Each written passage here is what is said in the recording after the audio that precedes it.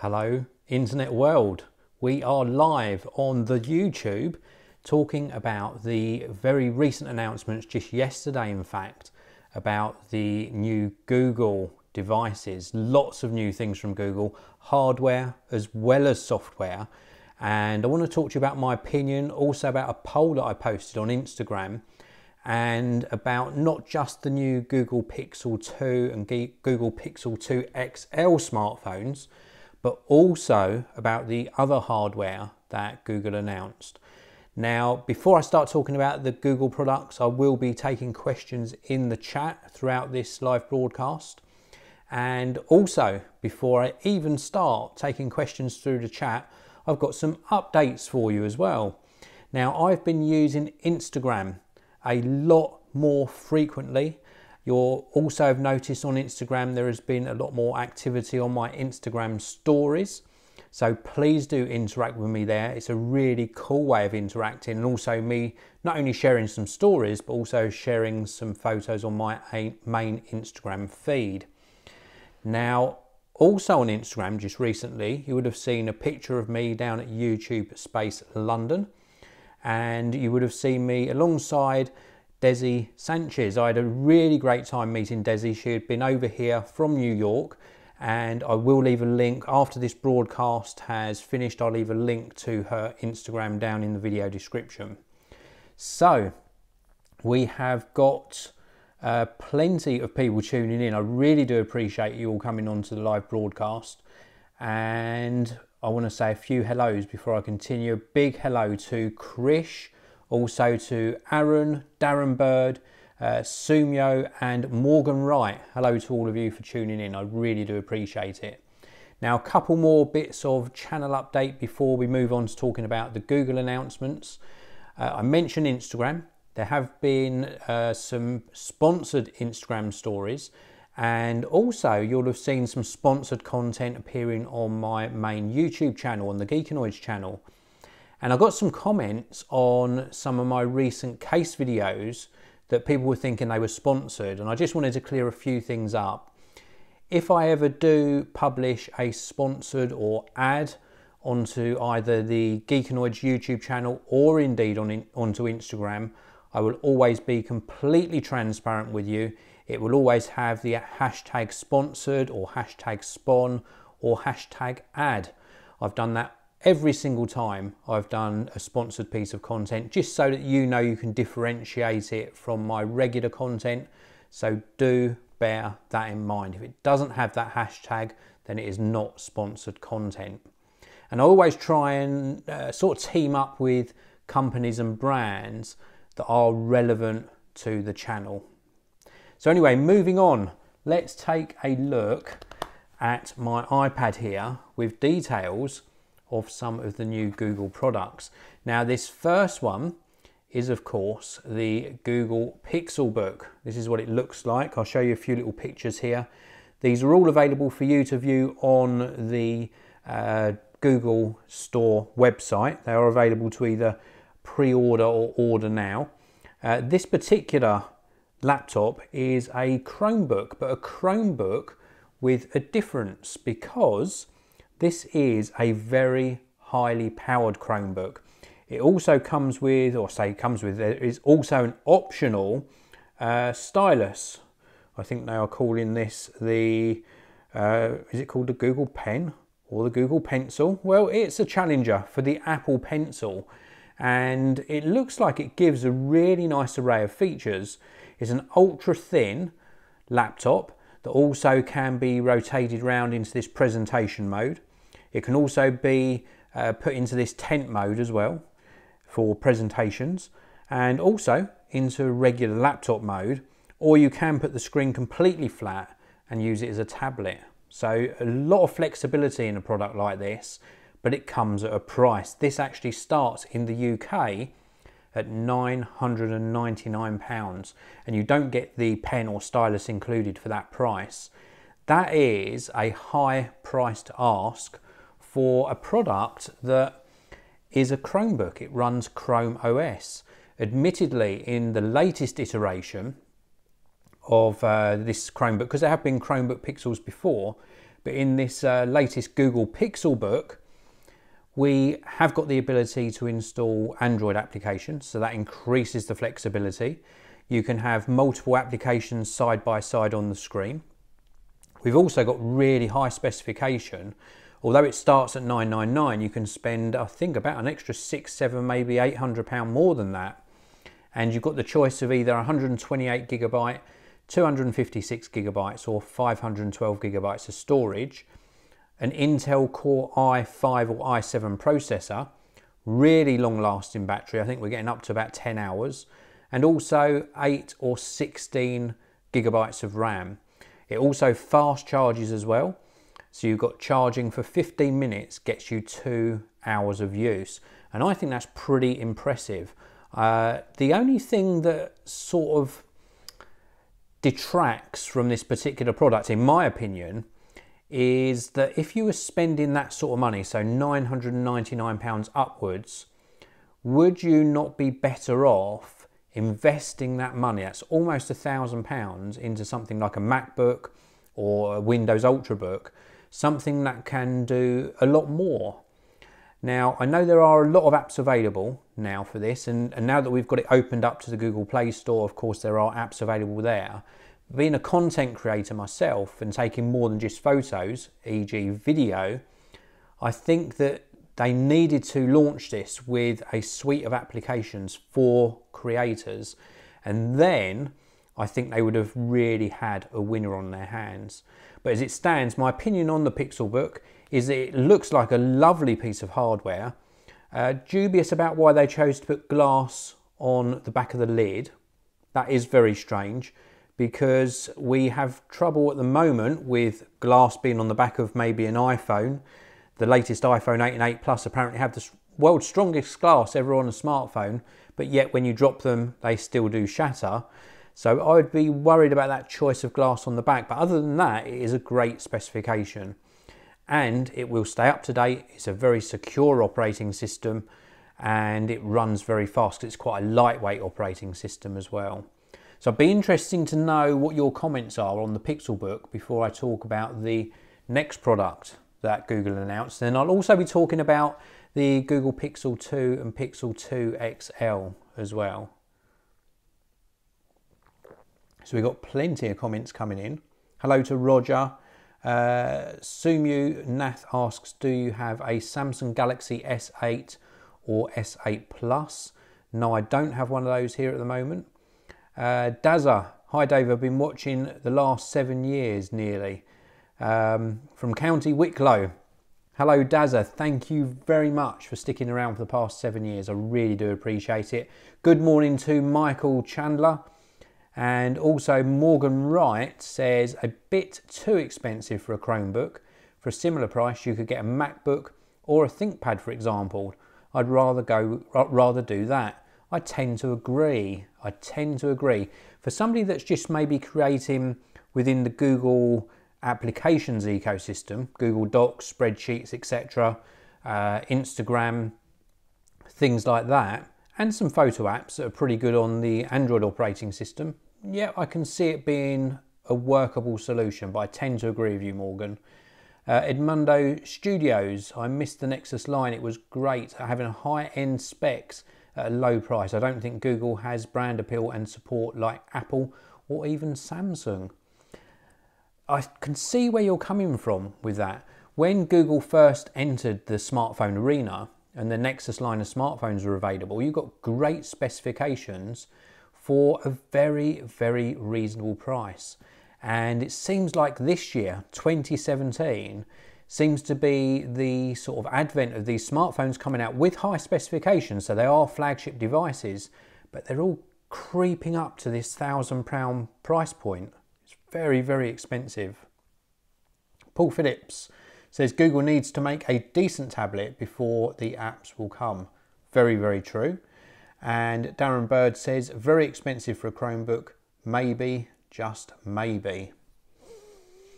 Yes, it is that just maybe thing that will get some people into trying it. And I think my experience of Chromebooks, I mean, I've still got a Chromebook here today. One of the, I think it's an Asus one or an Acer one. And my opinion of the Chromebook is for general browsing and sort of consumption of media, absolutely fine. Runs really very, very well. Sumyu Nath asks, what microphone am I using? I'm using a Rode SmartLav Plus with a little tiny adapter, and then that goes into the dongle, and I'm actually streaming from the iPhone 7 Plus. Hello from Norway to Alex Byrne. Hi Alex. And Yui Klinkmuller also says hi. Hello to you, Yui. And last but not least, Paul Phillips says Pixel phones are already sold out in certain configurations, hard to get before December. I was lucky enough, because I will be reviewing these on the channel, to get my order in while the keynote presentation was still going on. They put the page up early. It was on about halfway through the presentation. So I was very, very lucky to get those orders in early. So I think I'm expecting one about October the 21st, something like that, for the smaller Pixel 2. And also the Pixel 2 XL is about a 5 to 6 week ship time. So they will both be coming in to the Geekanoids studio. So I'm going to cover off the next thing that Google announced very shortly, and then I'll come back to take in some more questions and answers. Let me see if I can find this on my iPad. Okay, so the next device that Google announced was this little device here, the Google Home Mini. Now, we've already got Google Home, the full-size equivalent of this, and it's a really cool device, a very, very cool home assistant. I'm just trying to find a better picture of it. Here we go, this is what it looks like. They've got this really nice colour here. They've also got like the white and grey version, and then last but not least, we've got this black version. So 3 different coloured versions. Very, very reasonable price as well. So this is very similar to the Amazon Alexa product. I'll say that quietly. So Alexa went off, see, it goes off every time. But this is the smaller version of the full-size Google Home, called Google Home Mini. And it's a tiny little assistant that you can ask questions. And I think it looks really very, very nice indeed. I'm just going to get the sizes up so I can sort of tell you exactly what size this is. So it's got touch controls on it. You can long press on the top to talk to the assistant. You can tap on the left side for volume down, tap on the right side for volume up. It lights up when active. There's also a microphone switch. You can turn the microphone on and off.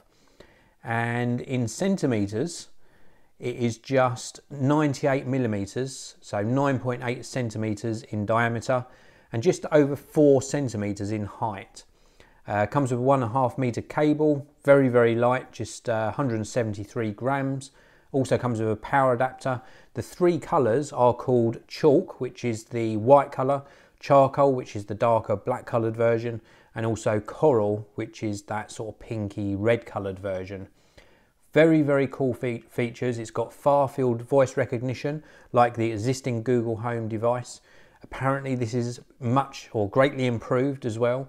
And it works with both Android and iOS operating systems on your smartphone, because you do the setup through your smartphone.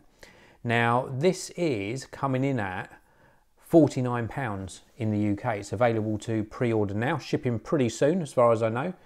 There was also an announcement that if you buy either a Google Pixel 2 or a Pixel 2 XL smartphone, that you will get one of these Google Home Minis free of charge. Now, you won't get it with the shipment of your smartphone. They send you a promotional code, I think a couple of weeks after you receive delivery of your smartphone, and then you can use that code, to actually get your free Google Home Mini. I think it's a great looking little device, and the way things are going with how these devices are all learning really interests me, and the interaction between them, and the fact that a lot of devices that we put into our homes nowadays are pretty pointless, or pointless is probably quite a harsh way of putting it. With this as an example, this is my Aurora light, Nanoleaf Aurora, that lights up on the wall. So it does nothing more than look cool. It doesn't really add anything other than me really liking it and thinking it looks amazing when it's lit up and being able to control it by my voice. But these sort of home assistants, these really smart speaker systems, add a little bit more interaction between you, the user, and the device. And the software delivers services and results like search results and information back to you that can actually enhance your life and your lifestyle. So I think that these are really cool little products. So anyway, we're going to go back to the chat now and see what other questions are coming. I just want to scroll up a bit.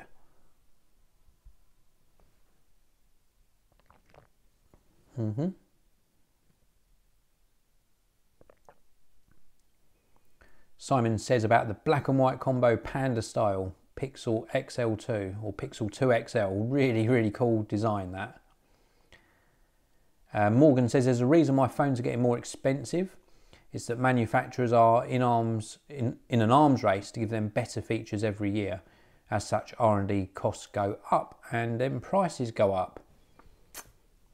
I agree partly with that. Hello to CJ, the creative geek. I hope you are doing well.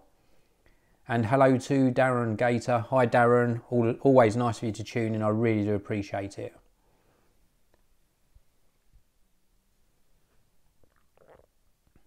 So we've got some comments about the Pixel smartphones coming in on the chat. So before I talk about those, I'll just read some of these out because it sets the tone very nicely for probably how I feel a little bit about these new announcements. So we've got a comment here from Rick Grimes who says the Pixel beats the iPhone in almost every aspect. The iPhone seems to be stuck in the part with design and is suffering from a lack of initiative, design and features. Will you swap to Google? I'll talk to you about that in a moment. Come back to that question. Sumu says, will you ever build a professional live streaming setup? I'm not sure how to take that. And Deepak Murthy says, is machine learning the future? Apple, Google and Samsung are pushing a lot towards artificial intelligence. And you know what, Deepak? I think that's one of the most interesting things that came out of the Google event yesterday. This machine learning and artificial intelligence, where we've got actual intelligence on a chip, so the device doesn't actually need to be connected to Wi-Fi or a cellular data network. It's actually learning itself and then delivering you information and results based on what it's learned. And I've also seen just recently, and I can't divulge what it is at the moment, but I've seen a company that's actually developing applications for the services it offers that allows you to really compete in the business world by using their built-in assistant in their app. It's absolutely amazing the way this technology is going. And it sort of goes to show that, of course, for AI on a chip, you do need the hardware, but it really does highlight that it's the hardware that enables the software, and it's the software that makes the user experience either good or bad. And for want of a better example, and I know I talked about this in a previous video, since I've upgraded to iOS 11, since I did my video on the iPhone 8 Plus, iOS 11 on the iPhone is, or was, great software, but is now very bad, for want of a better word.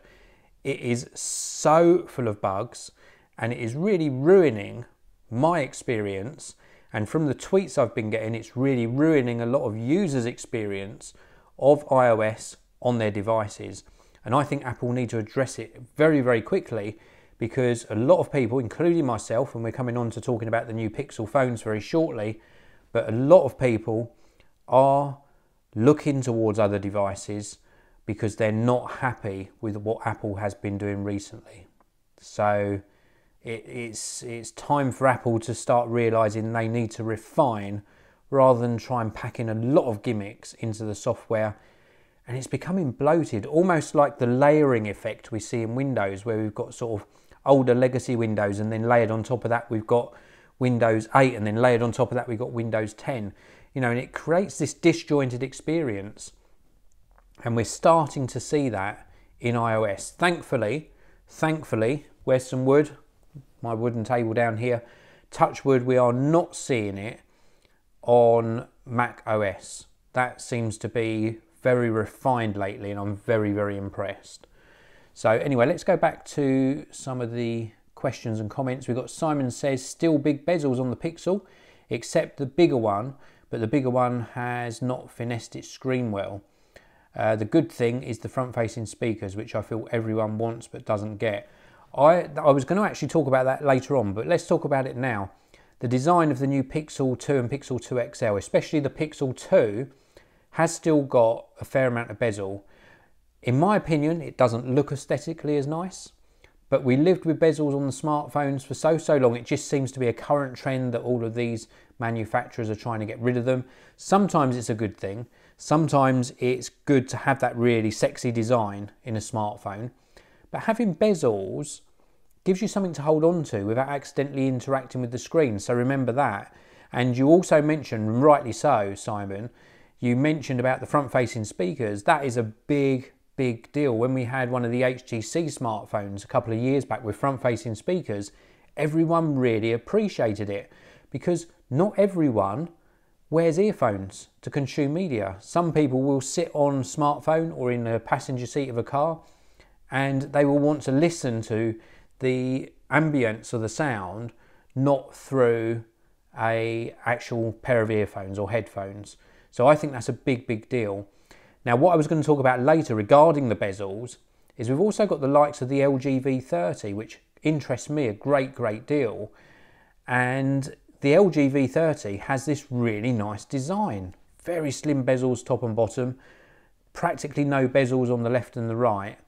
But it doesn't offer the same experience as you'll probably get from the Google Pixel 2 and Pixel 2 XL. And we come on to this a little bit more in greater detail about the experience, because it is like a stock Android on these smartphones without any overlay from another manufacturer. And I think a couple of the features in the new Pixel phones are going to be what makes them stand above the rest. So let's talk about that in a short while. We'll do a few more comments. CJ the Creative Geek says, I'm quite impressed with the Pixel 2. If I'd not long bought my 7 Plus, I would have bought one. Well, it's never too late to change, never too late. Ad Vandenberg says hi, hello to you. Morgan Wright, 123, what do you think of the privacy concerns that people have with these assistants constantly listening? Well, the new Google Home Mini, you can turn the microphone off, so that's one thing with that. For example, GCHQ and the NSA using devices like webcams and smart speakers for surveillance. Yes, that is a concern, but you always have the option as the user, if you are concerned about that, of 1, not buying the device, or 2, if you actually buy the device, of switching the microphone off, covering the camera up. You can still regain your privacy. When I'm doing certain things, and I know it might be me being sort of over reactive to it, but sometimes I will actually physically cover the lens on my MacBook Pro, which I've got sitting down here. I'll actually cover the camera up, and that's me being paranoid, I know, but you never know what's happening, so you do have that option. I even saw, where did I see it? Where did I see it? I saw somebody do a video, and it was a little tiny disc with a little closing window that you could put over your laptop's camera and then close it. And I was meant to look it up and actually buy one. I'll probably be able to find it by Googling it. There you go. Good, very apt. I'm going to Google it, and we're talking about Google products. GP1207 says Apple needs a new CEO. Steve Jobs would not accept the design of the latest iPhone 10. I tend to agree. We can't change what happened with Steve Jobs passing, and I do think that I do think that Apple don't necessarily need a new CEO. They just need to refocus. I think Tim Cook is actually a very good CEO. but I think the whole team needs to refocus on user experience rather than really just on these high volume sales, which I know make the company a success, but they need to refocus on what made them great. Just saying. Gola97, do you think the iPhone 10 will improve the descript entity? I'm really not sure. If you want to rephrase that question and repost it, I'll try and answer it next time around. So anyway, let's have a look at the actual phones. Now this is very cool. I want to get the pictures up here. So this is the Pixel 2. Very, very nice design. Apparently it's a metal back with a bit of texture on it as well. And let's have a look at the other colours. We've also got the black version, and then we've also got the blue version. Oh, there we go. There's the blue version. So that's the Pixel 2. And then we've got the Pixel 2 XL, which is where? Let me refresh my page. The Google Store page is not very iPad friendly. Now I've refreshed, we should now be able to see the Pixel 2 XL. There we go. So the Pixel, oh, and it disappeared again. Here we go. Oh no, still not. Pixel 2 XL, so it comes in all black, the same as the smaller one, and also this white and black, or panda version as people are referring to it. I was sort of half tempted with the black and white version of this, but then I went the sensible route and ordered the all black version. It's going to go in a case anyway. I'm one of those guys that put screen protectors on and cases on my devices, so I thought go all black. It's absolutely fine. The actual specifications of these two phones are very, very impressive. Hardware wise they're impressive, software wise even more impressive. So let's just run through some of the specifications. So we've got the latest Qualcomm Snapdragon 835 processor, water resistant metal unibody design, up to 7 hours of battery on just 15 minutes of charging. Because of the metal back, we've got no wireless charging, so that's a little bit of a shame. We've also got no expandable storage, worth mentioning, so you can choose either 64 gigabytes or 128 gigabytes of storage. One camera on the back, not dual cameras on either of the models, 12.2 megapixels, f1.8 aperture, which is really good, and 1.4 size pixels on here as well. So very, very good sensor wise. And this camera actually coupled with the software, so this is what I'm talking about, the software still allows it to have the features and the quality as many of these smartphones that we're now seeing with dual cameras. Maybe we're not going to get the ultra wide angle of the LG V30, but we're still going to get some very, very nice photos from this particular smartphone. Now I've got an iPhone 7 Plus sitting on the desk here actually doing this stream, and the iPhone 8 Plus that I did the review on and the iPhone 10 I think have got better optics, like, so the lenses might be better, but I think where the Google Pixel 2 and 2 XL come into play is how Google have really pushed things forwards with how the software works with that camera. And I think the user experience and the end results are going to make this one of the best smartphone cameras of 2017. With regards to actual sizes, the Pixel 2 XL has a 5-inch screen and the 2 has a 6-inch screen, AMOLED on the smaller one and POLED on the larger one. So really good specifications. Now I'm going to be running out of time very, very soon on this broadcast, so just want to cover off very, very quickly. Let me get my iPad here. I did a poll. There's a new poll feature on Instagram. Will I switch to the Pixel, or the Pixel 2, or the Pixel 2 XL I should say? Will I be switching? Is it a yes or a no? Will I be switching? I'm not sure at the moment whether I should tell you, but I will say that I was very, very impressed. Extremely impressed, in fact. And that poll had a lot of votes. I think it was 192 people looked at the poll. I think most people did take part in the poll as well. And you can see the split here if I just show you the close-up. I think it was 45% of you said that yes, I would switch from iOS or from my iPhone to the Pixel 2 or Pixel 2 XL, and 55% of you said I wouldn't. So very, very close poll. That was a really cool thing to do and really good timing for Instagram to release that feature. So anyway, let's go back to the live chat. We have still got the live chat going. I thought something had gone wrong there. CJ, the Creative Geek, has tweeted me the webcam covers Amazon link.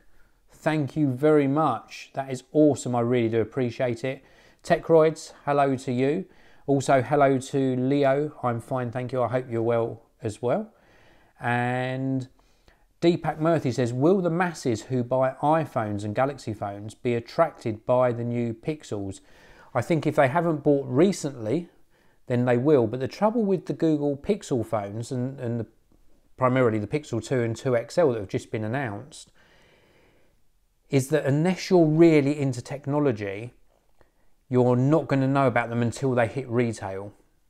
Now, they're available in the UK direct from Google or from the likes of Carphone Warehouse, which is one of the main retailers for smartphones in the UK, but they're not a known brand. Obviously, Google are a known brand, but a lot of people associate Google with just search. They don't associate them with hardware. So I think it'd be limited uptake of the devices, but I do obviously hope they do well because I think they're fantastically designed. Morgan Wright says, I'm really considering going with an iPhone to replace my Samsung Galaxy S6 Edge Plus. After using Android for the past 4 years, I fancy a change. Possibly the 8 Plus, don't think I'd stretch to the iPhone 10. I hear this a lot. A lot of people just want change. And maybe it is because smartphones have got to a stage now where people are faced with how much can a smartphone innovate, what new features could be added that would attract me to actually changing, and a lot of people do get bored. Now, I'm not bored of iOS. I love iOS, and I really do think that iOS could be a lot better. So I'm not bored of it. I'm just disappointed with the really shoddy work that Apple have done on recent updates. I think they've just tried to cram it full of features rather than refining it. And it is all about this. I've said this time and time again, with smartphone devices, tablets, laptops, ultrabooks, and other devices as well, even televisions, even Blu-ray players, headphones. It's all about the user experience. So it's what can be delivered to you as a user rather than the high quality of the rather than the high quality of the actual hardware. So I'll leave that with you to think about. I really do appreciate each and every one of you chiming in with your opinion, because everyone's opinion is valid. Really pleased to see you take part in that poll the other day on Instagram. Don't forget, I mentioned at the beginning of this video that I had a recent visit to YouTube Space London. Before I close out, I want to say a big thank you to YouTube Space London. Every time I come down and visit you guys, you are so accommodating. The team there is absolutely fantastic. Both myself and Desi had a fantastic time. Our first time meeting actually. And as I said at the beginning of this broadcast, I'll leave a link to Desi's Instagram down in the video description area. And again, just a big thank you to YouTube Space London. If any of you ever see me down there, either actually at YouTube Space or in the area, come up and say hi. I am human, believe it or not, and I do leave the studio occasionally. Thanks for watching. I'll see you next time.